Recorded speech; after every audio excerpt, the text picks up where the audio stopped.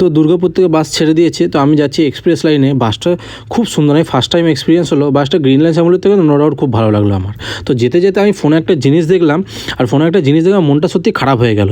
তো জিনিসটা হচ্ছে যে এই দেখো 97% হচ্ছে নিউ, ঠিক আছে, most viewer of new to your channel, আর রিটার্নিং হচ্ছে 3%, অথচ কেউ সাবস্ক্রাইব করছে না।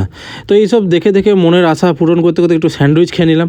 স্যান্ডউইচ করতে করতে ওয়েদারটা তো একদম ক্লাস হয়ে গেল। আমি এন্টার করে গেছি কলকাতার রাস্তাতে, ঠিক আছে। কলকাতার রাস্তায় যখন আমি বাস থেকে নামলাম তখন ওয়েদারটা কি সেক্সি ছিল, উফ, মানে অসাম। এত সুন্দর ওয়েদারটা ছিল না, একটুখানি হালকা মেঘলা, একটুখানি বৃষ্টি, হালকা ঝিরিঝিরি বৃষ্টি পড়ছে। এইসব দেখে দেখে গাড়িতে উঠে গেলাম।